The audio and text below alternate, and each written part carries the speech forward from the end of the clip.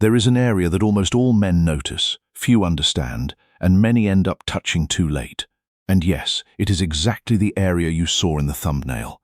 That spot where the leg starts to feel softer, where the skin seems to say, "Come closer." But where a woman over 40 does not want to be rushed, does not want clumsiness, and certainly does not want to be treated like her body is a simple light switch. In this video, you will discover which parts of the female body can awaken the most connection, desire, and trust when touched gently. What mistakes can cause a woman to shut down in a matter of seconds? And why can that spot that so many men overlook at first be precisely the one that completely transforms a night? But before we get to the most powerful spot, the one that almost no one knows how to touch correctly, you need to understand something. A mature woman does not just respond to touch, she also responds to the intention behind that touch. You can place your hand in exactly the right spot and still ruin the moment if your energy conveys anxiety, pressure, or desperation. Instead, you can touch a simple, almost innocent area and make her feel something profound if your hand conveys confidence, attentiveness, and controlled desire. Because a woman in her 40s, 50s, or older is not looking for a man who moves directly as if following a cheap map. She is looking for a man who can read her breath, her gaze, the tension in her shoulders, and the way her body can say yes even before her lips utter a word. The philosopher Seneca wrote that nature has given us 2 ears and 1 mouth so that we might listen more than we speak, and the same principle applies to touch. A man who listens with his hands, who pays attention to her responses, who reads the subtle language of her body, is a man who understands that true connection is not about what you do, but about how you do it. The first place many men should touch, before any other, is not the one you probably imagine. It is not hidden. It is not vulgar. And it does not require any bold words. It is the nape of her neck, exactly where the hair ends and the most sensitive skin of the neck begins. That is where tiredness, stress, endless days, and all those worries she does not always share accumulate. When you slowly bring your fingers to that area and do not squeeze, do not invade, but simply caress calmly, you are saying without words, "I am here. I am not here to demand anything. I am here to find you." And for a grown woman, that can be far more powerful than any rushed movement. The nape of the neck is not won over with force. It is awakened with patience. A slow touch in that area can change her breathing, relax her shoulders, make her close her eyes for a moment, help her abandon her defensive mode, and allow her to truly be present with you. But be careful, because this is where many men go wrong. It is not about massaging as if you are trying to solve her entire life in 30 seconds. It is about touching, pausing, and letting her sense that you are not rushing. Haste destroys mystery, while calmness ignites it. The Stoic philosopher Epictetus taught that no great thing is created suddenly. And the same is true of desire. It is built slowly, through patience, through attention, through the willingness to let it unfold rather than force it. The second spot is the upper back between the shoulder blades. It is the area where she often carries much more than she expresses. Many women spend years caring, solving problems, listening, working, and supporting others while almost no one places a hand there with true presence. A firm, warm, and calm hand in that area can express more than 20 kind messages. It can say, "Can you rest for a moment?" It can say, "You do not have to be strong all the time." And when a woman feels she does not need to perform, that she does not have to prove anything at all, she begins to open up in a different way, not because you are dominating her, but because you are offering her emotional security.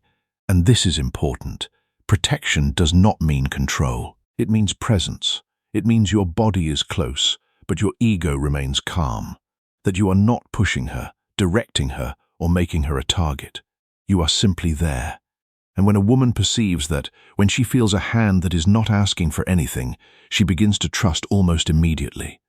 The philosopher Marcus Aurelius wrote that we have power over our minds, not outside events. And when you touch a woman with a calm mind, you are exercising power over your own intentions.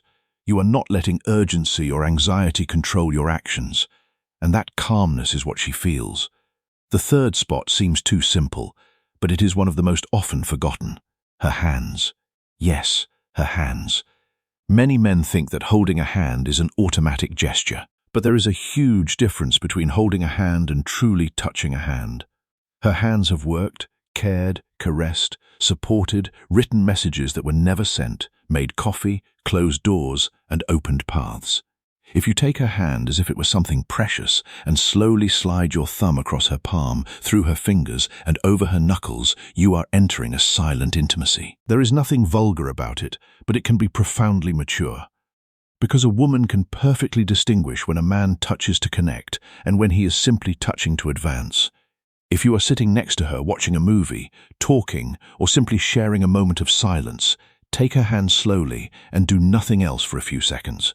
That nothing else is precisely what changes everything. That instant shows her that you are not using affection as a stepping stone to something else, but that affection itself was the destination you wanted to reach. And that is when she can begin to feel curious about you again. The philosopher Zeno of Citium taught that the goal of life is to live in agreement with nature. And it is human nature to seek connection, but it is also human nature to be wary of those who seek connection for selfish reasons. When you touch her hand with genuine presence, you are living in agreement with that nature. You are offering connection without demand. The fourth spot is the side of the neck, just below the jaw and behind the ear. This area can be dangerous in the best way, because it does not forgive clumsiness. If you move too quickly, it can feel invasive. If you use too much intensity, you destroy the charm. But if you barely graze it with your fingers, with the back of your hand, or even approach without immediately touching, you can create a beautiful tension. It is an area that communicates closeness. And to touch it, you need to be truly close. Not only physically, but also mentally. She can sense if you are thinking about her, or if you are only thinking about what you want to achieve. And here is a rule that many men overlook. Before touching a sensitive area, make her feel observed and valued in a safe space. Do not jump straight into mystery without having built trust. Start with the nape of the neck, the back, the hand. Then, when her body is more relaxed, when her breathing has changed, when she does not pull away, then the neck can become a door. Not a door that is forced, but a door that opens on its own when there is respect. The philosopher Epictetus taught that we should not seek to have events happen as we wish, but to wish them to happen as they do happen. When you touch her neck with respect, you are not forcing an outcome. You are simply being present with her.